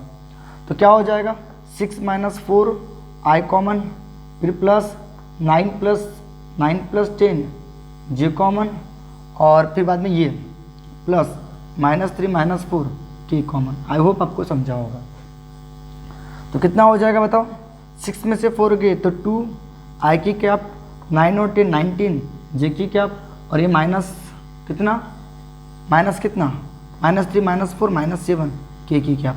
आई होप आप लोगों को समझा होगा। देखो 6 - 4 आई कॉमन, 9 + 10 जे कॉमन, प्लस लिख देना बिंदास, बीच में प्लस ही लिखना, प्लस -3 - 4 के की कैप। तो मैं ये डायरेक्ट भी लिख सकता था, कैसे 3 2 जा 6, 2 2 जा -4 आई कॉमन, 3 3 जा 9, 2 5 जा माइनस +10 जे कॉमन, फिर से प्लस लिखता, 3 1 जा -3, 2 2 जा -4 के कॉमन। मैं ऐसे लिखने वाला था जब स्टार्टिंग में। तो आई होप आपको समझ में आ गया होगा। चलो ले लो इसका स्क्रीनशॉट अच्छे से। तो देखो सेकंड क्वेश्चन क्या बोल रहा है कि इन कार्टेशियन कोऑर्डिनेट सिस्टम, तो कार्टेशियन कोऑर्डिनेट सिस्टम तो अपने पास 2 पॉइंट है P और Q। मान लो ये कार्टेशियन कोऑर्डिनेट सिस्टम है, ये x एक्सिस है, ये y एक्सिस है, इसको बोलते हैं कार्टेशियन कोऑर्डिनेट सिस्टम। ये x डैश, ये ओरिजिन हो गया। तो यहाँ पे 2 पॉइंट है बोलते हैं, एक पॉइंट P है, क्या बात है, जिसके कोऑर्डिनेट क्या है 2, 4, 4 बराबर है, और दूसरा कोऑर्डिनेट है Q। मान लो ये Q कोऑर्डिनेट होगा, जिसके कोऑर्डिनेट -2, -3, 7 होगा, ठीक है, या इधर होगा, इधर भी हो सकता है शायद, ठीक है। तो कार्टेशियन कोऑर्डिनेट सिस्टम है, तो जिसमें यहाँ पे जरूरी नहीं है एक्स वाई, जेड एक्सिस भी होगा भाई, यहाँ पे आपका जेड एक्सिस भी होगा, क्योंकि एक्स वाई जेड तीनों कोऑर्डिनेट दिए। इसका मतलब ये इस तरह से बनेगा बेटा, ये आपका वाई एक्स, ये इस तरह से, ये आपका एक्स एक्सिस, ये आपका वाई एक्सिस, और ये आपका जेड एक्सिस, इस तरह से, सॉरी ये एक्स एक्सिस, ये वाई एक्सिस, और इसको जेड एक्सिस मान लेते हैं, ठीक है, इस तरह से। आई होप आप लोगों को समझ में आ गया होगा, एक्स वाई जेड। तो यहाँ पे ये ओरिजिन हो गया, यहाँ पे कई पॉइंट है P बोल रहे हैं, जिसके कोऑर्डिनेट क्या बोल रहे हैं, और 2, 4, 4, और एक Q को पॉइंट दिया है, जिसके कोऑर्डिनेट है -2, -3, 7। तो एक बात बताओ, इस पॉइंट P का ओरिजिन से जब भी कोऑर्डिनेट दिया रहेगा बेटा, तो पोजीशन वेक्टर लेना। तो ये OP का वेक्टर पोजीशन वेक्टर होगा, OQ का वेक्टर ये आपका पोजीशन वेक्टर होगा। जब भी पॉइंट दिया रहेगा, डायग्राम कोई बनाने की कोई ज़रूरत नहीं है, लेकिन याद रखना। तो बताओ कार्टेशियन कोऑर्डिनेट सिस्टम में जब भी दिया रहेगा, पॉइंट दिया रहेगा, तो पॉइंट का हमेशा पोजीशन वेक्टर होता है, किसके रिस्पेक्ट में, ओरिजिन के रिस्पेक्ट में। और पोजीशन वेक्टर मैंने आपको बताया था, position vector is a vector which use to show position of point with respect to क्या, ओरिजिन। तो लेट पॉइंट P दिया है, तो लेट OP का वेक्टर, और क्या लिखोगे, OQ का vector, be the position vector, be the क्या, position vector, vector of a point. कौन से पॉइंट के, P जिसके कोऑर्डिनेट है 2, 4, 4, एंड Q जिसके कोऑर्डिनेट है -2, -3, 7। तो हमको फाइंड क्या करना है, PQ का वेक्टर फाइंड करना है, PQ का वेक्टर फाइंड करना है भाया। तो जब P पॉइंट है, मान लो P 2, 4, 4, ये आपको निकालना है, ये PQ का वेक्टर निकालना है, PQ का वेक्टर निकालना है, ये OP का वेक्टर, ये OQ का वेक्टर। तो आपको PQ का वेक्टर निकालना है, PQ का वेक्टर निकालना है, ठीक है, PQ का वेक्टर निकालना है। मान लो PQ का वेक्टर ऐसा भी ले सकते हो आप लोग, आप कैसा भी लेना चाहो ले सकते हो, कैसा भी, इनको ऑर्डर में ले लो, कोई दिक्कत वाली बात नहीं। मतलब OP का वेक्टर प्लस PQ का वेक्टर इक्वल टू OQ का वेक्टर होगा, बराबर है, यस और नो। अगर इनको ऑर्डर में लेते हो तो OP और PQ और OQ का वेक्टर। तो बाय इसमें आप ट्रायंगल लॉ ऑफ एक्ट्रेडिशन लगा सकते हो। तो बाय ट्रायंगल लॉ ऑफ एक्ट्रेडिशन के हिसाब से, by triangle law of vector addition के हिसाब से क्या होगा बताओ, अगर इसको आप ऑर्डर में लेते हो, OP का वेक्टर P, PQ का वेक्टर, ये OQ का वेक्टर, आपको पता है, आपको पास क्या दिया है, ये आपका OQ का वेक्टर हो गया, OQ का वेक्टर, ये आपके OP का वेक्टर, आपको PQ का वेक्टर निकालना है, ये सेम ऑर्डर में है। तो ट्रायंगल ऑफ वेक्टर एडिशन क्या बोलता है, सेम ऑर्डर वाले वेक्टर का एडिशन होगा, ओपी का वेक्टर और पीक्यू का वेक्टर इक्वल टू क्या होगा, ओक्यू का वेक्टर होगा, बराबर है। तो पीक्यू का वेक्टर क्या हो जाएगा बेटा, हमको पीक्यू का वेक्टर निकालना है, देखो पीक्यू का वेक्टर, तो ओक्यू का वेक्टर में से ओपी का वेक्टर माइनस होगा। तो आज के बाद याद रखना, अगर पीक्यू का वेक्टर निकालना है, पीक्यू का वेक्टर निकालना है तो ओक्यू के वेक्टर में से ओपी का वेक्टर माइनस करोगे। लेकिन ये आया कैसे, तो triangle law of vector addition से आया। देखो ये दोनों सेम ऑर्डर में या अपोजिट ऑर्डर वाला, तो सेम ऑर्डर वाले का एडिशन होता है। देखो ओपी का वेक्टर ओक्यू का वेक्टर और ओपी का वेक्टर पीक्यू का vector equal to opposite order वाला ओक्यू का वेक्टर होगा। तो मुझे पीक्यू का वेक्टर चाहिए तो प्लस उधर जाएगा तो माइनस हो जाएगा, मतलब इन दोनों का सब्सट्रैक्शन करना है। तो आपका पोजीशन वेक्टर ओपी का वेक्टर क्या होगा, तो मैंने यहाँ लिख लेना था पहले कि ओपी का वेक्टर क्या होगा। तो ओपी का वेक्टर होगा 2i की कैप 4j की कैप और 4k की कैप, ठीक है। ये हो गया आपका ओपी का वेक्टर नेगेटिव। ओक्यू का वेक्टर क्या है, तो ओक्यू का वेक्टर होगा आपका -2i की कैप -3j की कैप और 7k की कैप होगी। तो क्या होगा बेटा 2 - 2 माइनस का क्या हो जाएगा +2 i कॉमन, फिर बीच में प्लस तो लिखना बोला था 4 माइनस का क्या होगा प्लस। तो सब्सट्रैक्शन के समय एक गड़बड़ होगी बेटा, OQ को पहले लिखना था, मतलब ये वाली टर्म पहले लिखना था, थोड़ी सी गड़बड़ होगी। ओके तो OQ का वेक्टर बोला तो -2i -3j + 4k की कैप माइनस OP का वेक्टर बोला तो ये 2i + 4j + 4k की कैप। तो क्या होगा बेटा -2 i की कैप -3 -4 j की कैप, क्योंकि प्लस का माइनस होगा बेटा, इधर के साइन बिल्कुल चेंज नहीं होगा, बीच में प्लस लिखना 4 -4 k की कैप। आई होप आप लोगों को समझ में आ गया होगा। तो क्या हो जाएगा बेटा ये -4 i की कैप -2 -4 ये -7 j की कैप और वो 0 k की कैप होगा। मतलब आपका PQ का वेक्टर क्या आ गया बेटा, तो PQ का वेक्टर आ गया आपका -4i -7 j की कैप, ये आपका PQ का वेक्टर आ गया। अब बोल रहा है उसका मैग्नीट्यूड क्या होगा, तो मैग्नीट्यूड ऑफ PQ का वेक्टर, मैग्नीट्यूड ऑफ PQ का वेक्टर, तो मैग्नीट्यूड ऑफ PQ का वेक्टर क्या होगा मॉड में PQ का वेक्टर। तो मैंने आपको बताया था रूट में इनके कंपोनेंट का स्क्वायर का सम होता है। जब भी i और j रहेगा और उसका मैग्नीट्यूड निकालना होगा तो रूट में कंपोनेंट का स्क्वायर मतलब -4 का स्क्वायर प्लस -7 का स्क्वायर होगा। तो -4 का स्क्वायर 16 होगा, 7 का स्क्वायर 49 होगा, तो कितना होगा 9 और 6 कितना होगा 15 कैरी 1 5 और 1 6 65 होगा। ये आपका PQ का वेक्टर रहेगा। आई होप आपका PQ का वेक्टर का मैग्नीट्यूड रहेगा। तो आई होप आप लोगों को समझ में आ गया होगा। चलो ले लो इसका स्क्रीनशॉट अच्छे से, वो भी कोई गड़बड़ हुई क्या चेक कर लो एक बार क्वेश्चन के हिसाब से। तो आई थिंक 2 - 3 7 था ना, हाँ यहाँ गड़बड़ होगी। देखो -2 - 3 यहाँ पे कितना था 7 था, 4 लिख दिया क्या मैंने 7, तो 7 में से 4 गए तो कितने बचेंगे 3 बचेंगे, और यहाँ पे 3 रहेगा प्लस 3 की क्या, ओके मतलब यही रहेगा, ठीक है। ये वो पॉजिटिव लिख दिया था बेटा, ये इधर वाला 4 लिख दिया था, यहाँ पे ये 7 था, ठीक है। तो 7 प्लस है तो माइनस, आपको ये तो समझ में आ गया ना, -2 प्लस रहेगा तो माइनस, -3 प्लस है तो माइनस, ये +7 प्लस है तो माइनस, मतलब इसके साइन चेंज हो गए, ठीक है। OP के वेक्टर के साइन चेंज हो गए। और OP का वेक्टर कैसे निकला, तो P पॉइंट के पोजीशन वेक्टर, तो 2i 4j 4k 2i 4j 4k, और ये -2i -3j और +7k। तो -2 i कॉमन, फिर बीच में प्लस लिख देना ब्रैकेट में, फिर -3 प्लस है तो -4 j कॉमन, ये इसका साइन बिल्कुल चेंज नहीं होगा। 7 ये प्लस है तो माइनस, 7 में से 4 गए 3, ये -7 और ये -4, तो यहाँ पे कितना होगा +3 का स्क्वायर भी आएगा, ऐड होगा, बोले तो 9 ऐड हो जाएगा, और यहाँ पे 9 रहेगा, बोले तो रूट में 74, रूट में कितना होगा 74। चलो ले लो इसका स्क्रीनशॉट। आई होप आप लोगों को समझ में आ गया होगा। अभी इसको हमको क्या शो करना है, यूनिट वेक्टर शो करना है। कि आपके पास क्वेश्चन क्या बोल रहा है कि इसको यूनिट वेक्टर शो करना है। यूनिट वेक्टर किसे बोलते हैं, जिसका मैग्नीट्यूड कितना होता है 1 होता है, तो इसका मैग्नीट्यूड 1 आना चाहिए। तो सिंपल सा क्वेश्चन है, देखो सॉल्यूशन में आपके पास a vector equal to i की कैप माइनस j की कैप अपन में √2 दिया है।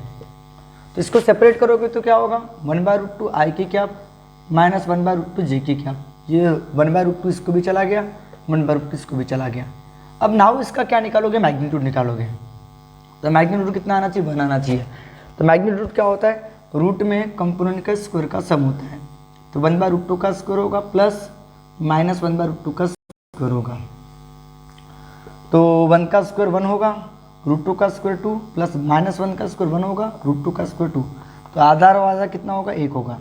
हाफ एंड हाफ 1 होगा और 1 का स्क्वायर रूट 1 होगा। तो ए वेक्टर का जो मैग्नीट्यूड आया कितना है, 1 आया। इसीलिए ए वेक्टर कौन सा यूनिट वेक्टर है, A vector is a unit vector है। A vector is a unit vector है, यूनिट वेक्टर। तो ए वेक्टर यूनिट वेक्टर क्यों है, क्योंकि ए वेक्टर का जो मैग्नीट्यूड है वो कितना आया, 1 आया। इसीलिए आपका जो ए वेक्टर जो है वो कौन सा वेक्टर है, यूनिट वेक्टर है। तो आई होप आप लोगों को समझ में आ गया होगा। चलो ले लो इसका स्क्रीनशॉट अच्छे से। तो इस बार क्वेश्चन क्या बोल रहा है, आपके पास v1 का वेक्टर दिया है और v2 का वेक्टर दिया है। तो डिटरमाइन करना magnitude and direction of v1 vector plus v2 का वेक्टर। तो सॉल्यूशन में क्या करना है अपने को, v1 का वेक्टर दिया हुआ है 3i + 4j + k की कैप, और v2 का वेक्टर भी दिया हुआ है, क्या दिया हुआ है, i - j की कैप माइनस k की कैप। तो नाउ सबसे पहले क्या करना है, v1 का वेक्टर प्लस v2 का वेक्टर निकालो। तो एडिशन करो बोल रहा है, तो बहुत आसान है, 3 + 1 i कॉमन, फिर बिंदास प्लस लिख देना, 4 - 1 j common plus 1 - 1 k common. तो देखो अच्छे से देखो, 4 इसके आगे में कुछ नहीं है, -1 है, ये 1 और ये -1 k कॉमन। तो क्या हो जाएगा बेटा, 3 + 1 4 i की कैप प्लस 3 j की कैप और वो प्लस 0 k की कैप। बोले तो आपके पास 4i + 3j आने वाला है, v1 का वेक्टर प्लस v2 का वेक्टर। ओके, अब क्या बोल रहा है, इसमें मैग्नीट्यूड निकालो बोल रहा है, मैग्नीट्यूड ऑफ। ना हमको क्या निकालना है, मैग्नीट्यूड निकालना है। तो किसका मैग्नीट्यूड निकालना है, मैग्नीट्यूड ऑफ v1 का वेक्टर प्लस v2 का वेक्टर का मैग्नीट्यूड निकालना है। बोले तो v1 का वेक्टर प्लस v2 का वेक्टर का मॉड, यह मैग्नीट्यूड। तो मैग्नीट्यूड कैसे निकालते, तो रूट में कंपोनेंट का स्क्वायर, तो 4 का स्क्वायर प्लस 3 का स्क्वायर। तो 4 का स्क्वायर कितना होता है, 16, और 3 का स्क्वायर कितना होगा, 9। तो 16 और 9 कितना होगा, रूट में 25 होगा, और 25 बोले तो 5। तो v1 देयरफॉर v1 का वेक्टर प्लस v2 का वेक्टर, इसका जो मैग्नीट्यूड आया वो कितना आया, 5 आया।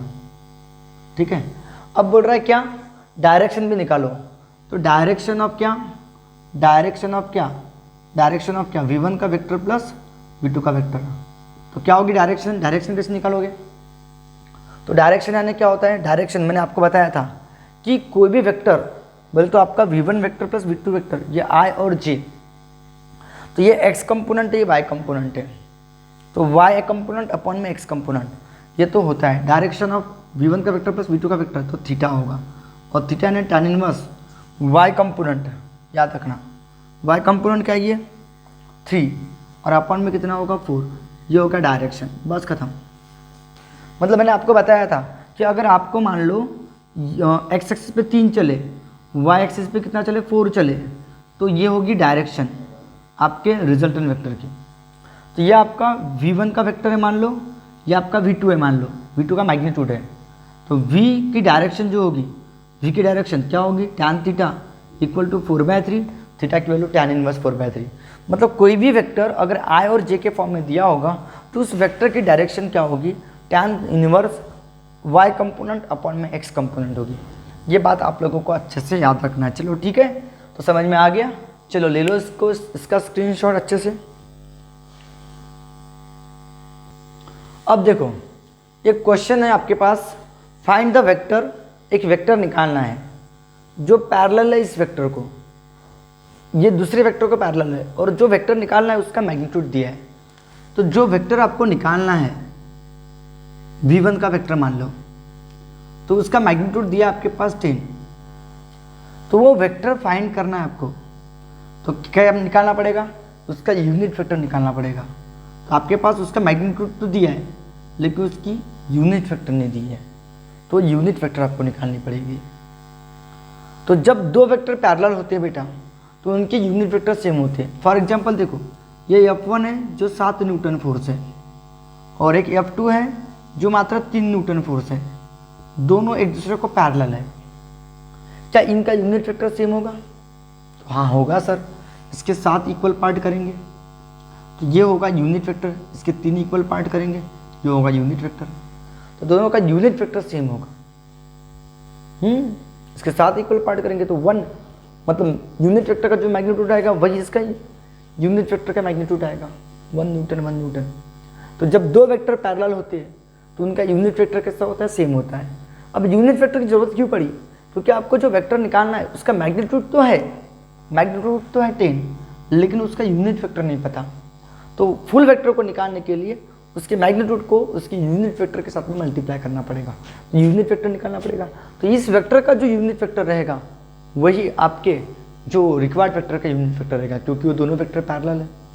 तो आपको जो वेक्टर निकालना है तो सॉल्यूशन में क्या लिखूंगा मैं? लेट v1 का vector be the required vector, ये आपका रिक्वायर्ड वेक्टर है, रिक्वायर्ड वेक्टर जो पैरेलल है, विच इज पैरेलल टू, जो किसको पैरेलल है?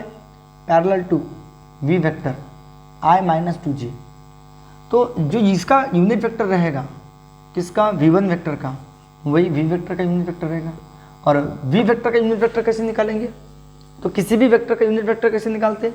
तो full vector divided by magnitude, ये तो मैंने आपको बता ही दिया हो, full vector divided by magnitude, उसी से यूनिट वेक्टर निकालते हैं। याद रखना, जब भी बताया था फोर्थ वेक्टर का यूनिट वेक्टर निकालना है तो फोर्थ वेक्टर उसके डिवाइडेड में उसका मैग्नीट्यूड।